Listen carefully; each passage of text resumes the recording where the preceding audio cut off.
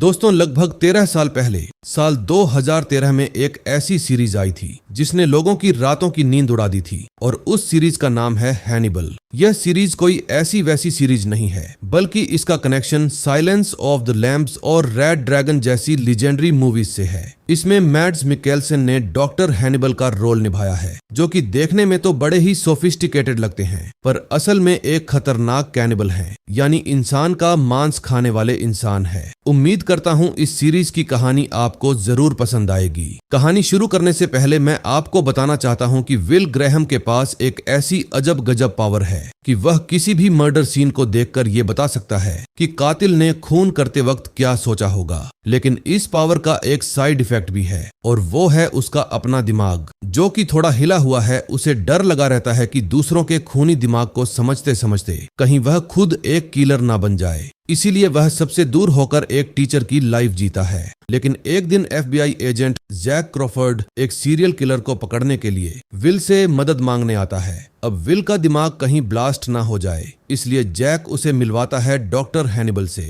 लेकिन क्या doctor Hannibal वाकई उसकी मदद करेंगे या उसे ही अपने जाल में फंसाएंगे? जानने के लिए बिना वक्त गंवाए इस खतरनाक कहानी को शुरू करते हैं।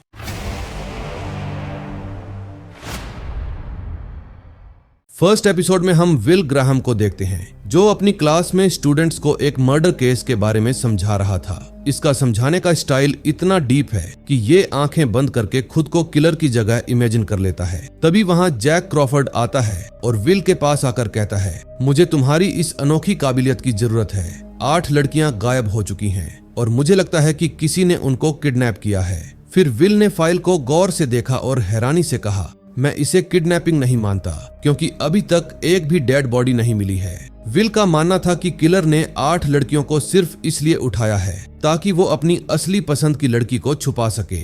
इसके बाद वो दोनों एलिस निकोल्स नाम की एक लड़की के घर पहुंचते हैं, जो सबसे आखिर में गायब हुई थी। विल एलिस के कमरे में जाता है और वहां का नजारा देखकर उसके होश उड़ जाते हैं। एलिस वहां अपने माँ बाप के बिस्तर पर बिल्कुल शांति से लेटी हुई थी, यानी कि वो मर चुकी थी। फिर विल वहां बैठकर सोचने की कोशिश करता है कि तभी एक लेडी ऑफिसर कैट्स वहां आती है और बताती है, मैं फाइबर एक्सपर्ट हूं और मुझे यहाँ कुछ अजीब मिला है। फोरेंसिक्स टीम को पता चलता है कि लड़की का गला घोंटा गया था, पर उसके शरीर में एंटलर वेलवेट नाम की दवाई के कण मिले हैं। फिर विल सिचुएशन को एनालाइज करता है और कहता है, मुझे लगता है कि किलर ने इसे मारने के बाद इससे माफी मांगने के लिए ये दवाई दी है ताकि इसका इम्यून सिस्टम ठीक हो सके, लेकिन ये पहले ही मर चुकी थी। अगले सीन में हम देखते हैं पुलिस स्टेशन में जैक थोड़ा परेशान था। वो विल से कहता है, तुम्हारा ये माफी मांगने वाला लॉजिक मुझे थोड़ा अजीब लग रहा है, क्योंकि एक साइकोपैथ कभी पछतावा नहीं करता। हो सकता है कि ये कोई सेंसिटिव साइकोपैथ हो। दूसरी तरफ विल की एक दोस्त डॉक्टर अलाना जैक से बहस कर रही थी और गुस्से में कहती है, मैं नहीं चाहती कि तुम विल को इस दलदल में दोबारा खींचो। उसकी मेंटल हेल्थ पहले ही खराब है। पर जैक को किसी भी हालत में किलर को पकड़ना था, इसलिए वो किसी की भी नहीं सुनता। फिर जब विल पोस्टमार्टम रूम में जाता है तो देखता है कि एलिस की बॉडी पर सींगों के चुभाए जाने के निशान हैं। और सबसे हैरानी वाली बात तो ये थी कि लड़की के लिवर पर टांके लगे हुए थे। फिर विल गौर से देखकर कहता है, मैं समझ गया, किलर इसका लिवर निकालकर खाना चाहता था। पर जब उसने देखा कि लड़की को लिवर कैंसर है तो उसने गुस्से में उसे वापस अंदर डाल दिया और सिल दिया।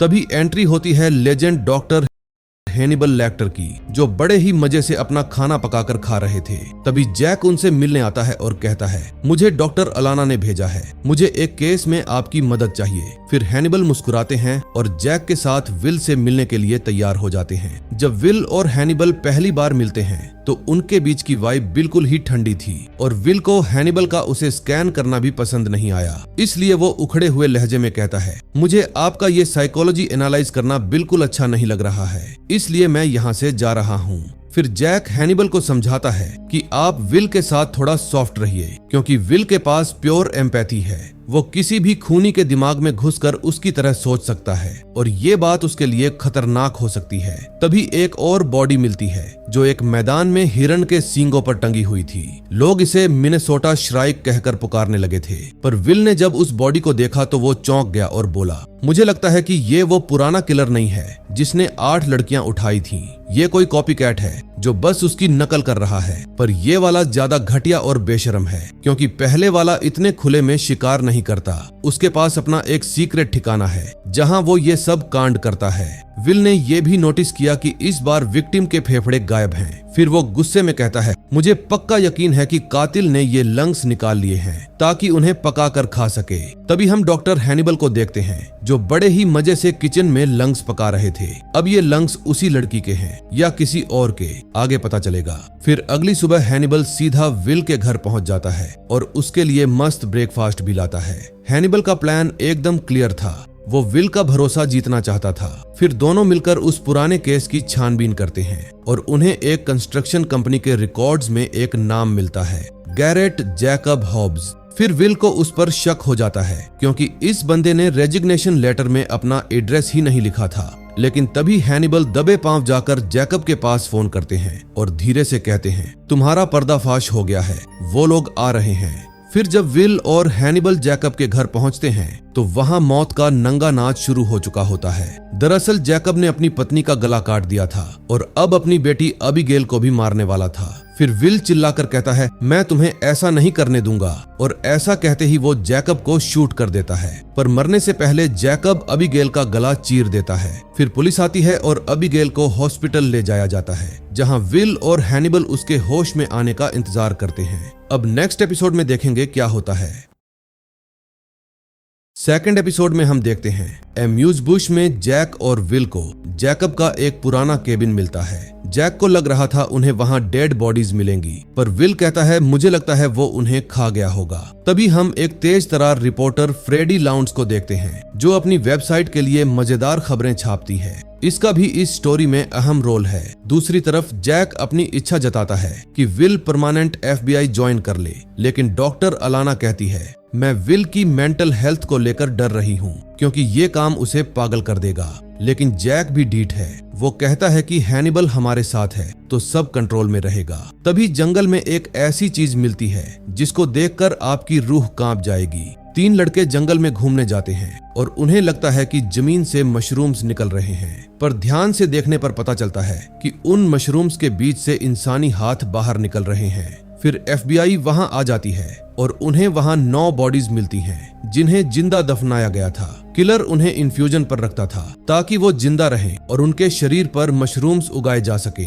तभी विल ये सीन देखकर एनालाइज करने लगता है, लेकिन उसे बार बार जैकब की याद आने लगती है जिसको उसने मारा था। फिर हैनिबल से मिलकर विल बताता है किलर को मशरूम्स से इश्क है, वो इन मशरूम्स में इंसानी दिमाग को देखता है। तभी वहां रिपोर्टर फ्रेडी लाउंड्स चुपके से आकर उनकी बातें रिकॉर्ड करने लगती है, पर हैनिबल की नजरों से कौन बच सकता है। हैनिबल उसे पकड़ लेता है और बड़े ठंडे लहजे से कहता है, तुम्हें ये रिकॉर्डिंग अभी डिलीट करनी होगी। तभी रात को हैनिबल जैक क्रॉफर्ड को डिनर पर बुलाते हैं और बातों ही बातों में उनकी बीवी को भी इनवाइट करते हैं। दूसरी तरफ विल को पता चलता है कि ये जो 9 विक्टिम्स हैं वो सब डायबिटीज के मरीज थे और उन्हें इंसुलिन की जगह कुछ और दिया गया था जिससे वो कोमा में चले गए। फिर विल अपना दिमाग दौड़ाता है और कहता है, मैं समझ गया, ये किलर कोई डॉक्टर या फार्मासिस्ट है जो लोगों की मेडिसिन बदल देता है। तभी हम एक हैंडसम फार्मासिस्ट एल्डन स्टैमेट्स को देखते हैं जो एक लेडी की इंसुलिन बदल देता है, लेकिन जैक और विल तुरंत वहां धावा बोल देते हैं, पर एल्डन वहां से भाग चुका था। तभी चेक करने पर उसकी कार की डिक्की में से एक औरत मिलती है जिसको विल बचा लेता है। लेकिन कहानी में रायता तब फैलता है जब फ्रेडी लाउंड्स अपनी वेबसाइट पर विल की पूरी हिस्ट्री छाप देती है। फिर जैक गुस्से में फ्रेडी को उठाता है और कहता है, तुमने अपनी सारी हदें पार कर दी हैं, तुम्हारी वजह से अब किलर चौकन्ना हो गया है। जैक को पता चलता है कि रिपोर्टर फ्रेडी लाउंड्स ने जैकब के केबिन से सबूत चुराए थे जिनमें एक बाल भी शामिल था। फिर जैक उसे धमकाता है, मैं तुम्हें क्राइम सीन डिस्टर्ब करने के जुर्म में अंदर डाल सकता हूँ। फिर जैक उसे वार्निंग देकर छोड़ देता है। अगले ही दिन फ्रेडी जब अपने कमरे से निकलती है तो उसे वही पुराना सस्पेंडेड पुलिस वाला मिलता है जो उसे गुस्से में भला बुरा कहने लगता है। तभी अचानक वहां किलर एल्डन स्टैमेट्स आ जाता है और उस ऑफिसर को गोली मार देता है। एल्डन वहां फ्रेडी से मिलने आया था क्योंकि उसने विल के बारे में आर्टिकल पढ़ा था। वो फ्रेडी से पूछता है, ये विल ग्राहम कौन है जो मेरे पैटर्न को समझ लेता है, मुझे उससे मिलना है। तभी जब जैक वहां पहुंचता है तो फ्रेडी बिल्कुल नॉर्मल दिख रही थी। वो बताती है कि एल्डन अब एबिगेल हॉब्स के पीछे है क्योंकि वो उसे भी मशरूम बनाना चाहता है। इतने में एल्डन हॉस्पिटल पहुंच जाता है अबिगेल को उठाने के लिए। फिर जैक तुरंत विल को फोन करके खबरदार कर देता है। विल जब भागकर अबीगेल के कमरे में जाता है तो देखता है कि बिस्तर खाली है। फिर नर्स कहती है एक आदमी उसे टेस्ट के लिए ले गया है। फिर विल हॉस्पिटल के कॉरिडोर्स में ढूंढते हुए एल्डन को पकड़ लेता है और उसके हाथ पर गोली मार देता है। फिर एल्डन गिरते हुए कहता है, मैं तो बस उसे दफनाकर एक नया रिश्ता बनाना चाहता था, जैसे जमीन के नीचे मशरूम्स एक दूसरे से जुड़े होते हैं। इसका मतलब ये किलर मौत को भी एक कनेक्शन मानता है। बाद में हैनिबल विल को एनालाइज करते हुए कहते हैं, मैं जानता हूँ तुम्हें बुरा लग रहा है क्योंकि तुम्हें जैकब को मारने में मजा आ रहा था। अब हैनिबल धीरे धीरे विल के दिमाग से खेल रहे हैं ताकि उसके अंदर का राक्षस बाहर आ सके। अब नेक्स्ट एपिसोड में देखेंगे क्या होता है। थर्ड एपिसोड की शुरुआत पास्ट से होती है, जहां जैकब अपनी बेटी एबिगेल को हिरण का शिकार करना सिखा रहा था। वो उसको समझाता है कि हमेशा अपने शिकार की इज्जत करनी चाहिए, वरना ये सिर्फ एक कत्ल बनकर रह जाएगा। फिर जब एबिगेल हिरण की खाल उतारने लगती है तो अचानक से हिरण एक लड़की में बदल जाता है और एबिगेल की आंख खुल जाती है। अब वो कोमा से भी बाहर आ गई थी। फिर ये न्यूज मिलते ही डॉक्टर एलाना भी एबिगेल को संभालने के लिए हॉस्पिटल जाती है। एबिगेल को जब पता चलता है कि उसके माँ बाप मर चुके हैं तो भी वो एकदम शांत रहती है, जैसे उसको इस बात का पहले से ही पता हो। फिर वो कहती है कि मैं अपना पुराना घर बेचकर नई जिंदगी शुरू करना चाहती हूँ। जैक को लग रहा था कि एबिगेल को सब कुछ पता है कि उसके बाप ने लड़कियों को कहां पर छुपाया, लेकिन अलाना कहती है कि एबिगेल बहुत ही चालाक है। वो हमेशा बातें छुपाकर दूसरों को मैनिपुलेट करती है। दूसरी तरफ विल अपनी क्लास में मिनेसोटा श्राइक यानी कि जैकब और कॉपीकैट किलर के बारे में पढ़ा रहा था। विल अपना दिमाग लगाकर कहता है कि ये जो कॉपीकैट किलर है ये जैकब से भी ज्यादा खतरनाक और होशियार है। उसने जैकब को फोन करके वार्निंग दी थी ताकि वो सबको मार दे, लेकिन ये बात सुनते ही हैनिबल मन ही मन मुस्कुराने लगता है क्योंकि वो वार्निंग हैनिबल ने दी थी। अगले सीन में हम देखते हैं रिपोर्टर फ्रेडी लाउंड्स एबिगेल से मिलने के लिए हॉस्पिटल में जाती है क्योंकि वो उसका इंटरव्यू लेना चाहती थी, लेकिन विल और हैनिबल उसको वहां से भगा देते हैं। आज एबिगेल पहली बार अपने बाप के कातिल विल से मिल रही थी, लेकिन फिर भी वो गुस्सा नहीं होती, बल्कि ये कहती है कि मैं जानती हूँ मेरे पिता एक किलर थे। फिर वो कहती है कि मैं अपने पुराने घर जाना चाहती हूँ। तभी विल उसको एनालाइज करने की कोशिश करता है, लेकिन एबिगेल उल्टा उसको ही पूछ लेती है कि जब तुम किसी का खून करते हो तो तुम्हें कैसे लगता है। अब ये बात सुनकर विल थोड़ा हैरान हो जाता है। फिर जब विल वहां से बाहर जाता है तो बाहर उसको रिपोर्टर फ्रेडी मिलती है, जो कि उसको गुस्से में आकर बुरा भला कहने लगती है, लेकिन विल भी उसको गुस्से में कहता है कि एक ऐसे इंसान से पंगा लेना अक्लमंदी की निशानी नहीं है जो खूनियों की तरह सोचकर अपना पेट पालता हो। लेकिन फ्रेडी ये बात भी अपने आर्टिकल में छाप देती है। अगले सीन में हम देखते हैं एबिगेल अपने पुराने घर में जाती है और इस समय एबिगेल के साथ हैनिबल, अलाना और विल भी थे।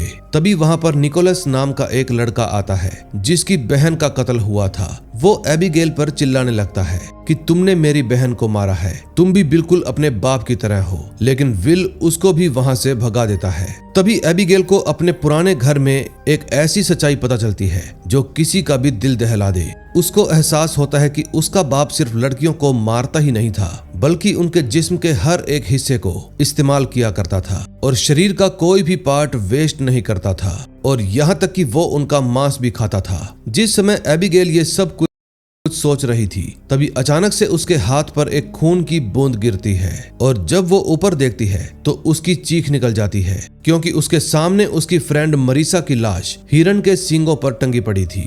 अब ये सब देखकर वो सब लोग समझ जाते हैं कि जरूर वो कॉपीकैट किलर विल को चिढ़ा रहा होगा और एबिगेल पर से शक हटाने की कोशिश कर रहा होगा। फिर जब एबिगेल अपने रूम के अंदर आती है तो उसको अपने पिता की वही बात याद आती है कि शिकार करने के बाद अपने शिकार का कुछ भी पार्ट मत फेंको। तभी उसको शक होता है और वो अपने पुराने पिलो को चीर कर देखती है, जिसको देखकर वो पूरी तरह से हैरान हो जाती है क्योंकि उसके अंदर इंसानी बाल भरे हुए थे।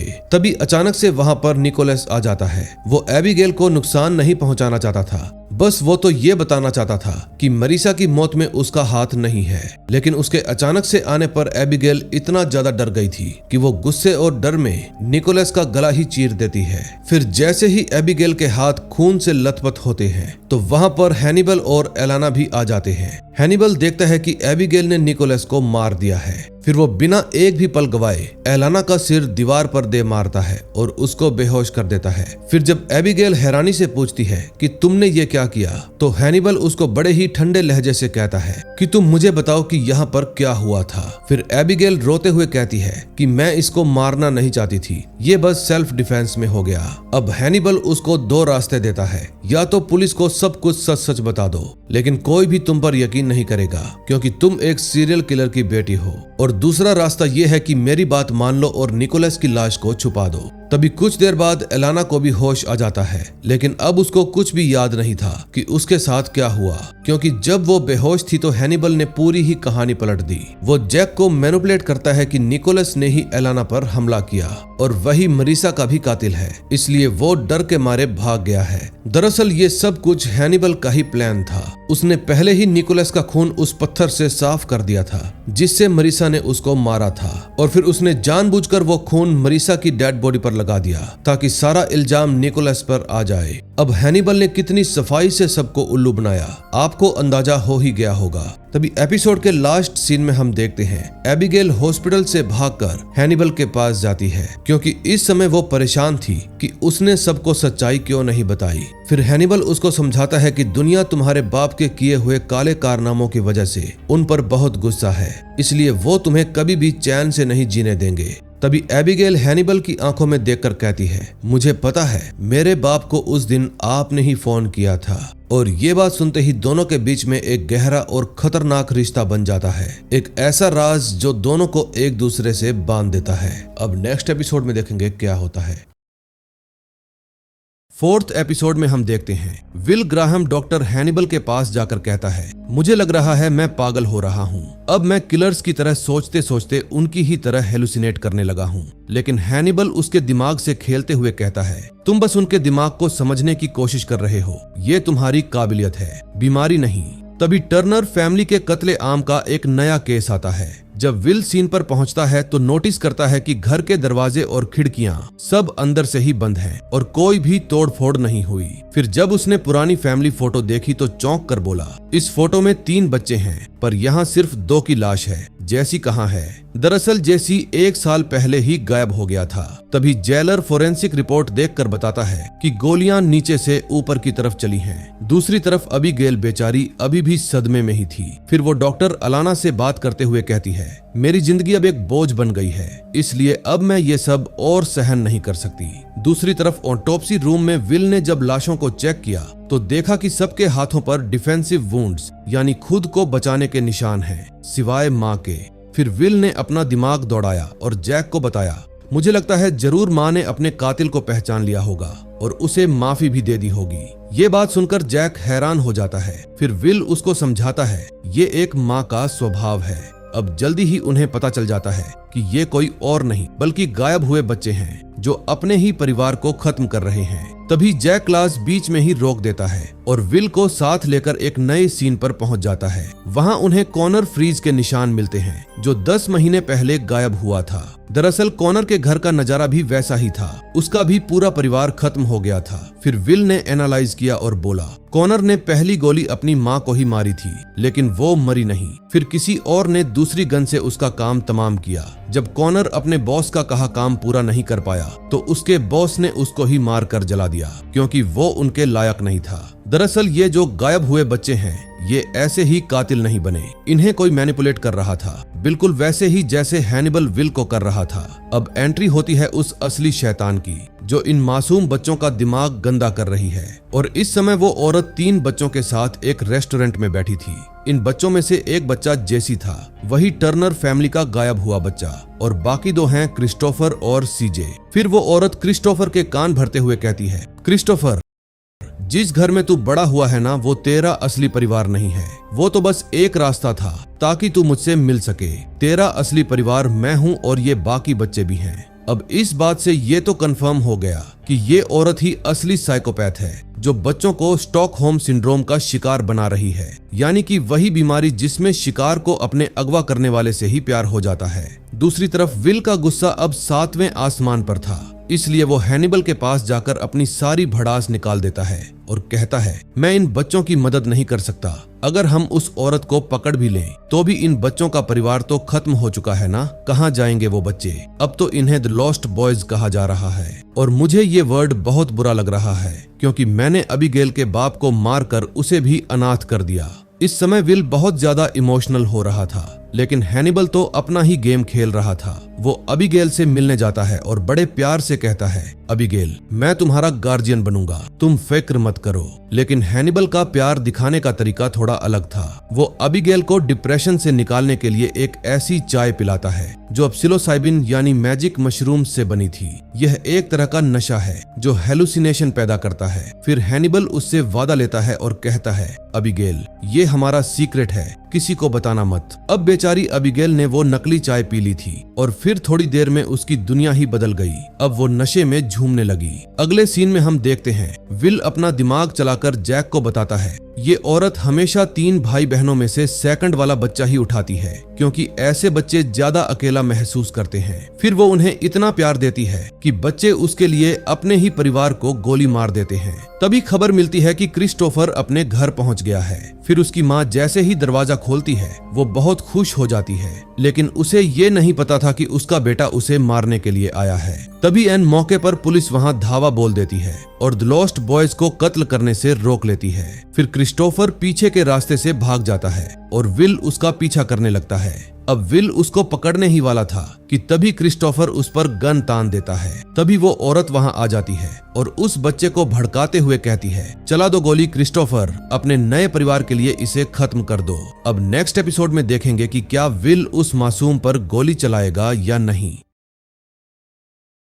5th एपिसोड में हम देखते हैं जब क्रिस्टोफर ने गन विल पर तानी हुई थी तो मां नाम की औरत क्रिस्टोफर को भड़का रही थी। तभी कैट जो कि झाड़ियों में छुपी हुई थी सही वक्त पर आकर उसे ढेर कर देती है। फिर जैक उस बच्चे को अपनी गाड़ी में बिठाता है और समझाने की कोशिश करता है, पर वो बच्चा उल्टा जैक को ही अपनी बातों में लपेट लेता है। वो बड़े तीखे लहजे में कहता है, आप मेरी बात कभी नहीं समझ पाएंगे क्योंकि आपका अपना कोई बच्चा नहीं है। ये बात जैक के दिल पर चुभ जाती है। दूसरी तरफ अलाना का गुस्सा भी ठंडा होने का नाम नहीं ले रहा था, इसीलिए वो हैनिबल पर बरस जाती है क्योंकि वो अबीगेल को बिना बताए बाहर ले गया था। फिर हैनिबल मासूम बनते हुए माफी मांगता है और कहता है, मुझे लगा शायद उसे थोड़ी ताजी हवा की जरूरत है। वो काफी डिप्रेशन में थी, इसलिए मैंने उसे हल्की सी सुकून की दवाई दी थी। तभी रात को जब वो लोग डिनर करते हैं तो इस समय भी अबीगेल नशे में इतनी धुत थी कि उसे हेलुसिनेशन होने लगता है कि वो अपने असली माँ बाप के साथ बैठकर खाना खा रही है। अगले सीन में हम जैक की बीवी बेला क्रॉफर्ड को देखते हैं। जैक उससे इमोशनल होकर पूछता है, क्या हमारे लिए बच्चा पैदा करने में अब बहुत देर हो गई है? बेला कहती है, हाँ जैक, अब बहुत देर हो चुकी है। उसके चेहरे से साफ पता लग रहा था कि वो कोई बहुत बड़ा राज छुपा रही है। तभी हम देखते हैं विल ग्राहम की मेंटल हालत इतनी खराब हो चुकी है कि अब वो नींद में चलने लगा है। एक रात तो वो नींद की हालत में सड़क पर पाया गया। तभी एक नया केस आता है जो बहुत ही खतरनाक था। एक मोटल में 2 लाशें मिलती हैं, एक मर्द और एक औरत। उन्हें बिस्तर के सामने दुआ करने की पोजीशन में रखा गया था, पर सबसे खौफनाक बात ये थी कि किलर ने उनकी पीठ की खाल उधेड़कर उन्हें छत से ऐसे बांध दिया था जैसे उनके पंख निकल आए हों। विल ने जब ये नजारा देखा तो वो एनालाइज करते हुए बोला, ये किलर इन लोगों को मारना नहीं चाहता था बल्कि इनको फरिश्ता बना रहा था। तभी फोरेंसिक टीम को वहां पर किलर की उल्टी मिलती है जिससे एक बड़ा खुलासा होता है। पता चलता है कि इस उल्टी में ऐसी दवाइयां हैं जो सिर्फ उन लोगों को दी जाती हैं जिन्हें ब्रेन ट्यूमर हो। फिर विल तुरंत दिमाग चलाता है और कहता है, मैं समझ गया, किलर को ट्यूमर है और उसे मौत से डर लगता है, इसलिए वो लोगों को फरिश्ता बना रहा है ताकि नींद में कोई उसकी रखवाली कर सके। दूसरी तरफ बेला क्रॉफर्ड चुपके से हैनिबल के पास जाती है। वो जैक को नहीं बताना चाहती कि उसे लंग कैंसर है क्योंकि वो जैक पर बोझ नहीं बनना चाहती थी। फिर हैनिबल उसे एनालाइज करते हैं और समझ जाते हैं कि बेला मौत से लड़ रही है। अगले सीन में हम देखते हैं विल और हैनिबल मिलकर किलर की प्रोफाइल तैयार करते हैं। उन्हें लग रहा था कि किलर को स्किज़ोफ्रेनिया है, जिस वजह से उसे अजीब अजीब हेलुसिनेशंस होते हैं और उसे ऐसा लगता है जैसे लोग जल रहे हैं। अगले सीन में हम हैं वो किलर एक सिक्योरिटी गार्ड को पकड़ लेता है। जब पुलिस वहां पहुंचती है तो गार्ड की लाश भी दीवार पर फरिश्ते की तरह टंगी मिलती है,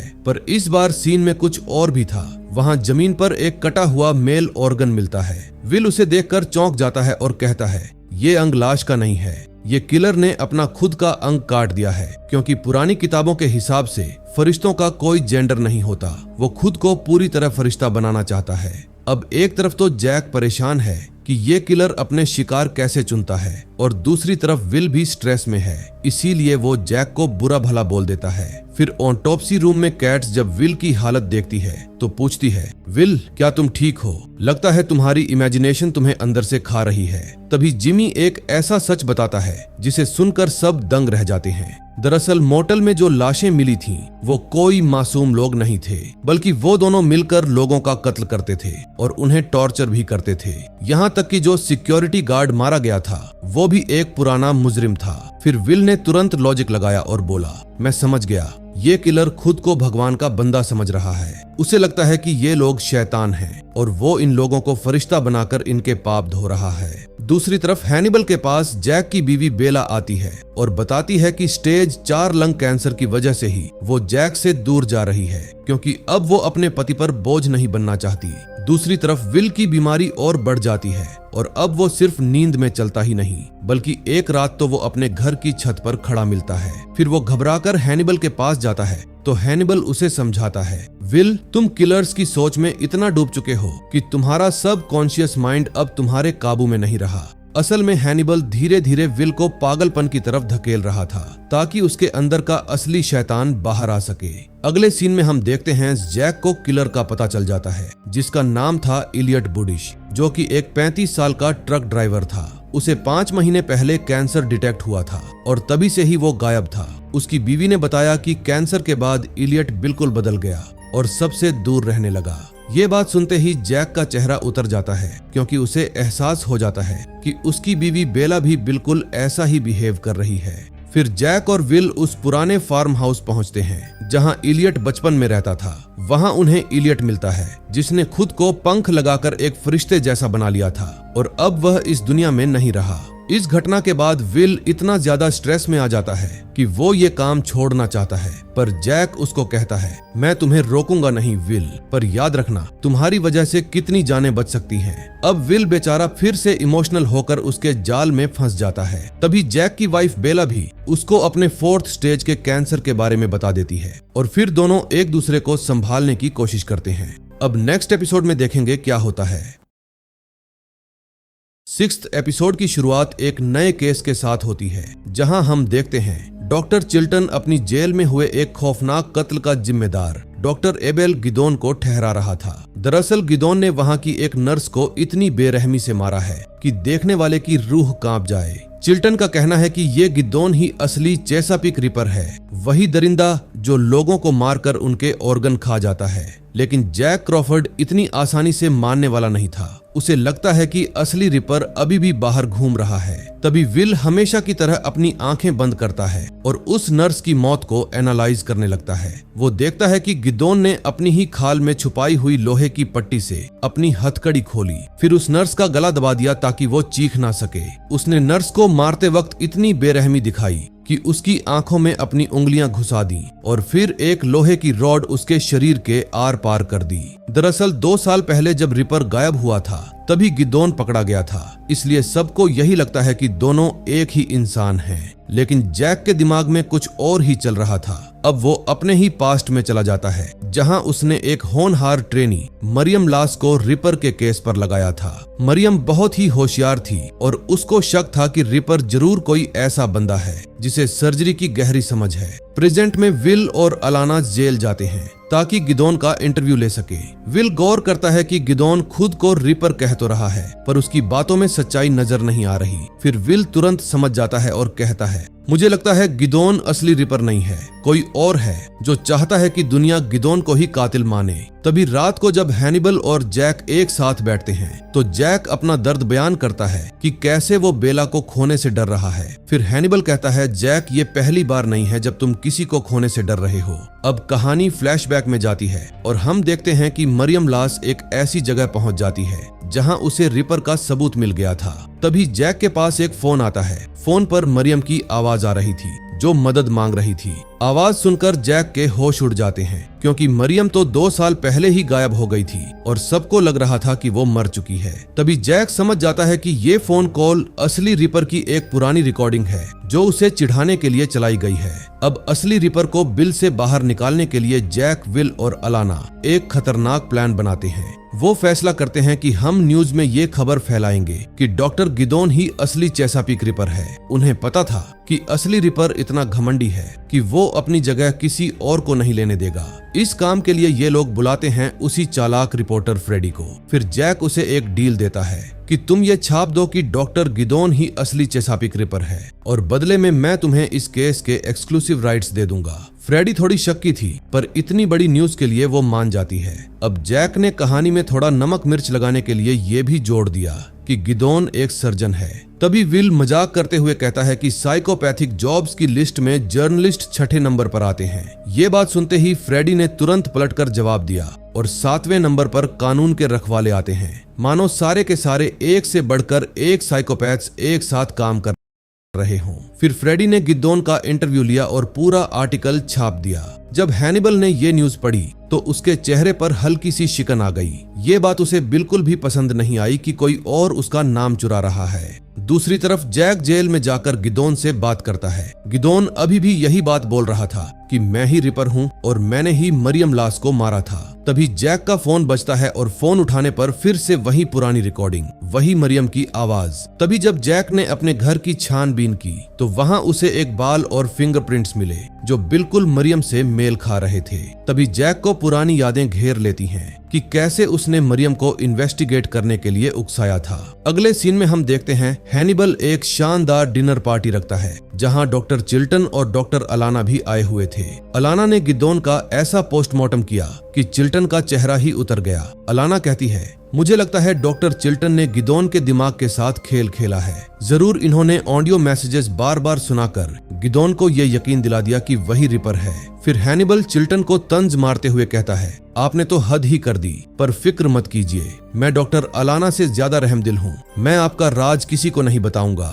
तभी जैक के पास वही रहस्यमयी फोन कॉल दोबारा आती है, लेकिन इस बार जब कॉल को ट्रेस किया गया तो लोकेशन मिली एक ऑब्जर्वेटरी की। पर इस बार फोन कट नहीं हुआ बल्कि किलर ने एक फोन नंबर छोड़ दिया था। फिर जैक और उसकी टीम तुरंत वहां पहुंचती है, लेकिन वहां का नजारा देखकर जैक के पांव तले से जमीन खिसक जाती है क्योंकि वहां एक पुराना फोन रखा था जिस पर वही नंबर लिखा हुआ था और उसके साथ में एक इंसानी हाथ रखा हुआ था जो बिल्कुल ताजा काटा गया था। फिंगरप्रिंट चेक करने पर पता चलता है कि ये हाथ किसी और का नहीं बल्कि मरियम का था। इसका मतलब असली रिपर यानी हैनिबल ने जैक को दिखा दिया कि मरियम अभी तक जिंदा है और यह जैक के लिए एक खुला चैलेंज था। ढूंढ सको तो ढूंढ लो। वहाँ एक छोटा सा नोट भी रखा था जिस पर लिखा था व्हाट डू यू सी।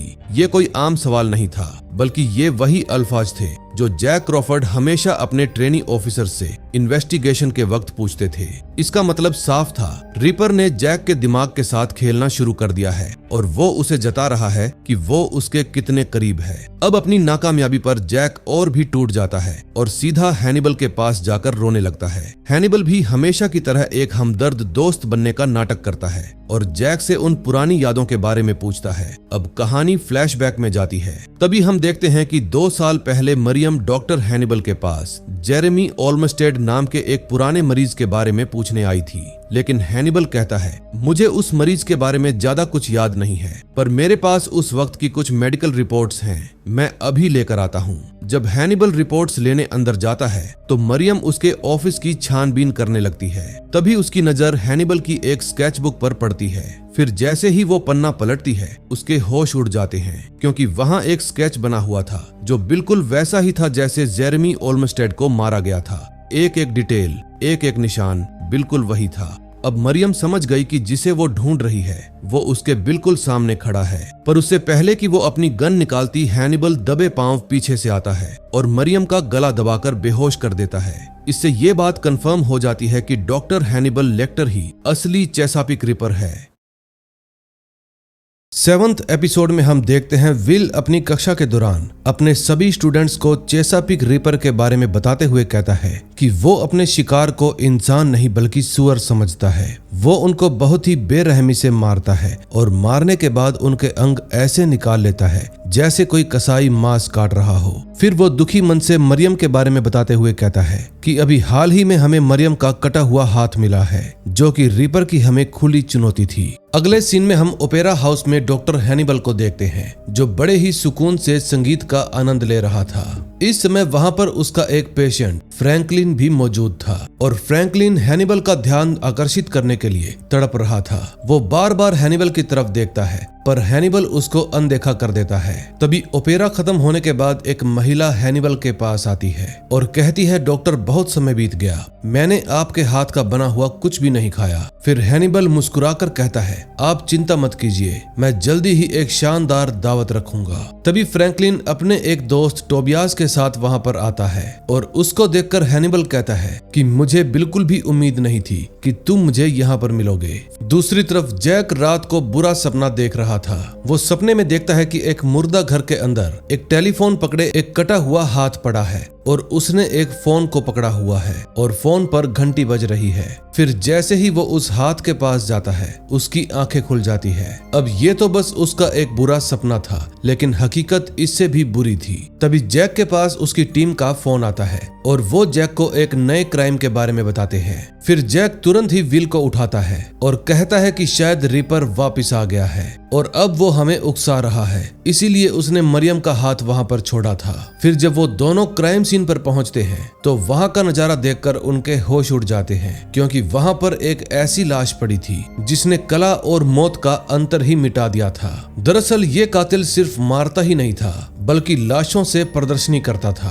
फिर जैक विल से पूछता है कि क्या ये रीपर का काम है, लेकिन विल उसको साफ साफ मना कर देता है। फिर विल अपनी आंखें बंद करके अपनी कल्पना की दुनिया में उतर जाता है और देखता है कि वो कातिल इस आदमी को मारना नहीं बल्कि बचाना चाहता था। दरअसल भागते समय वो आदमी अपनी गाड़ी के पास गिर गया और उसका दिल काम करना बंद कर गया। फिर किलर ने घबराहट में उसका पेट फाड़ दिया और सारी पसलियां भी तोड़ दी ताकि वो दिल तक पहुंच सके और उसे जल्दी से कार्डियक मसाज दे सके। लेकिन अफसोस अनाड़ीपन की वजह से उसने चीजें और बिगाड़ दी, जिसके कारण इस बेचारे की मौत हो गई। फिर विल जैक को बताता है कि ये रीपर नहीं है, ये कोई मेडिकल स्टूडेंट या फिर कोई ऐसा व्यक्ति है जिसको हमारी बॉडी के अंदरूनी स्पेयर पार्ट्स की बिल्कुल भी नॉलेज नहीं है और वो इस आदमी का खून नहीं कर रहा था बल्कि उसको बचाने की नाकाम कोशिश कर रहा था। दूसरी तरफ फ्रैंकलिन डॉक्टर हैनिबल के पीछे हाथ धोकर पड़ जाता है। वो हैनिबल को कहता है कि मैं आपका दोस्त बनना चाहता हूँ, लेकिन हैनिबल उसको समझाता है कि मैं तुम्हारा डॉक्टर हूँ, दोस्त नहीं,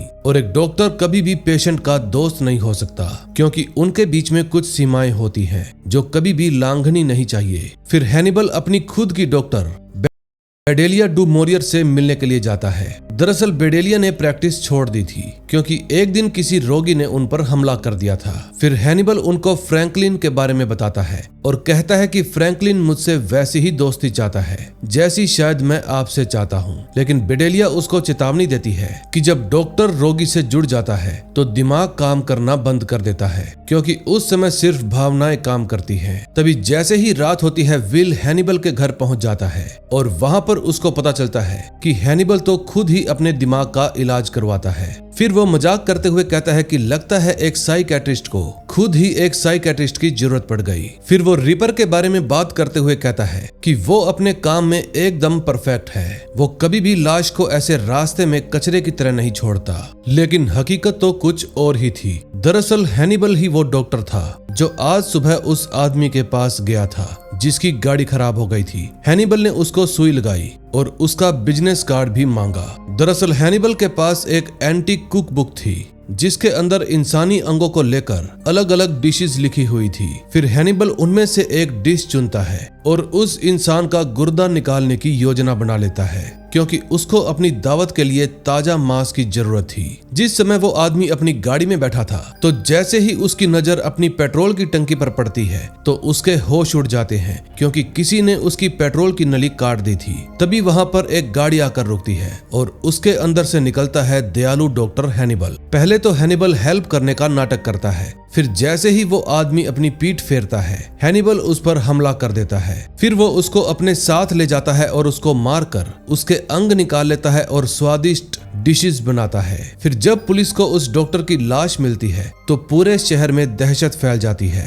क्योंकि उस लाश को देखकर सब लोग समझ जाते हैं कि ये चेसापीक रिपर का ही काम है। अब विल भी इस मामले में पूरी तरह से उलझ जाता है, क्योंकि वो सोच रहा था कि आखिर ये रिपर इतने सारे कत्ल क्यों कर रहा है, वो भी एक साथ। दूसरी तरफ हैनिबल अपने घर में बड़े ही सुकून से खाना बना रहा था और डॉक्टर अलाना ब्लूम उसकी हेल्प कर रही थी। फिर वो अलाना के लिए एक स्पेशल वाइन निकालता है जिसको उसने पिछले 2 सालों से संभाल कर रखा हुआ था। अलाना को वो शराब बहुत ही पसंद आती है, इसलिए वो पूछती है कि क्या तुम ये शराब दावत में सबको पिलाने वाले हो, लेकिन हैनिबल कहता है नहीं, ये सिर्फ तुम्हारे लिए है। फिर बातों बातों में हैनिबल केस के बारे में जिक्र करता है। फिर अलाना बताती है कि जैक हाथ धोकर रिपर के पीछे पड़ा है और जल्दी ही वो उसको पकड़ भी लेगा। फिर हैनिबल मजाक उड़ाते हुए पूछता है कि क्या तुम दोनों का अफेयर चल रहा है, लेकिन ये बात सुनकर अलाना हंसने लगती है और कहती है सिर्फ तुम जैसा व्यक्ति ही हमारे बीच में ऐसा रिश्ता सोच सकता है। अब इन दोनों के बीच की केमिस्ट्री जितनी शानदार दिख रही थी उतनी ही खतरनाक भी थी। दूसरी तरफ जैक की रातों की नींद हराम हो गई थी, क्योंकि अब उसको बुरे बुरे सपने आने लगे थे। वो अब की बार सपने में देखता है कि एक मुर्दा घर के अंदर कई सारे स्टोरेज रखे हुए हैं। फिर जैसे ही वो एक यूनिट खोलता है तो उसके अंदर उसे विल ग्रैहम की लाश मिलती है और उसका भी एक हाथ कटा हुआ था और इसके अलावा उसके सारे इंटरनल ऑर्गन्स भी निकाल लिए गए थे। अब ये सब देखकर जैक इतना डर जाता है कि वो सोचने लगता है कि जो हश्र मरियम के साथ हुआ था वो कहीं विल के साथ ना हो जाए। दूसरी तरफ हैनिबल अपना मेन्यू तैयार कर रहा था। वो एक के बाद एक 4-5 लोगों को मारता है, फिर वो किसी के फेफड़े निकालता है तो किसी के कोई और पार्ट्स। अब फोरेंसिक टीम भी परेशान थी कि ये कातिल अलग अलग अंग क्यों निकाल रहा है। अब पुलिस वालों को लगता है कि शायद वो इन अंगों को काले बाजार में बेचकर पैसा कमाता होगा, लेकिन विल को ये बात बिल्कुल भी हजम नहीं होती, क्योंकि उसको लग रहा था कि जरूर इसके पीछे कोई घिनौना और गहरा मकसद छुपा है। अगले सीन में हम देखते हैं फ्रैंकलिन एक बार फिर से हैनिबल के पास जाता है और बताता है कि मैंने आपको चीज की दुकान पर देखा था। मैंने वहां पर जानबूझकर आपको नहीं बुलाया क्योंकि मैं आपको अनकंफर्टेबल नहीं करना चाहता था। फिर फ्रैंकलिन अपने दोस्त टोबियास की बात छेड़कर बैठ जाता है, जिसको उसने हैनिबल से ओपेरा हाउस में मिलवाया था। जब फ्रैंकलिन हैनिबल को बताता है कि टोबियास मेरी हर काम में बहुत सहायता करता है, तो हैनिबल उसको बड़े ही ठंडे लहजे से पूछता है कि क्या तुम टोबियास को अपना सबसे अच्छा दोस्त मानते हो। फिर फ्रैंकलिन खुशी खुशी हाँ कह देता है, लेकिन हैनिबल एक ही झटके में उसकी सारी उम्मीद तोड़ देता है और कहता है कि तुम तो उसको अपना दोस्त मानते हो, लेकिन शायद वो तुम्हें अपना दोस्त ही नहीं मानता।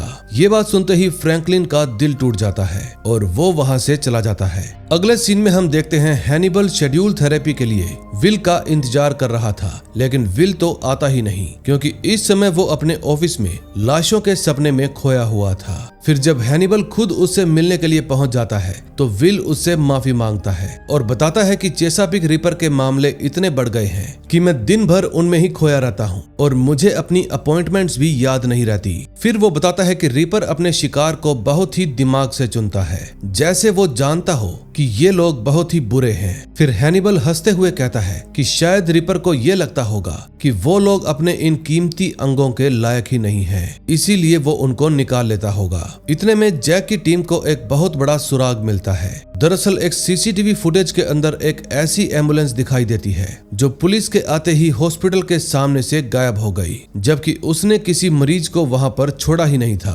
फिर जैक और विल तुरंत उस एम्बुलेंस का पीछा करते हैं और उसको एक सुनसान जगह पर घेर लेते हैं। फिर जब वो लोग एम्बुलेंस का पिछला दरवाजा खोलते हैं तो अंदर का नजारा देखकर सब दंग रह जाते हैं, क्योंकि वहां पर एक कातिल किसी आदमी का अंग हाथ में लिए बैठा था।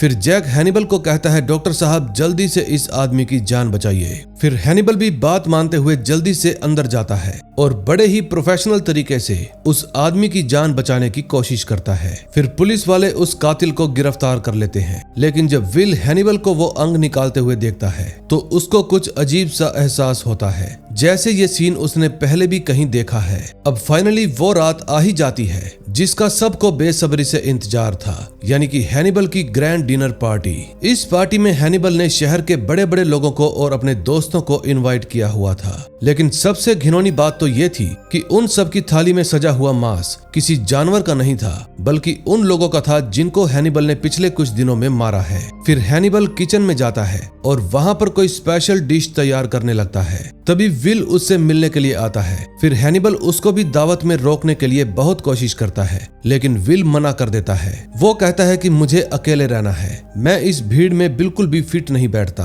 अब विल तो चला गया। अब हैनिबल की इस दावत में शहर के बड़े बड़े लोग बड़े ही मजे से मांस खा रहे थे और हैनिबल भी बड़े गर्व से कहता है कि मैंने ये डिश खास आप लोगों के लिए अपने हाथों से बनाई है, इसलिए इसका आनंद लीजिए। अब नेक्स्ट एपिसोड में देखेंगे क्या होता है। दोस्तों, इसके नेक्स्ट 6 एपिसोड मैं अगली वीडियो में लेकर आऊंगा, इसलिए चैनल को सब्सक्राइब करके बेल आइकन प्रेस कर दीजिए ताकि नेक्स्ट वीडियो आते ही आपको पता चल जाए।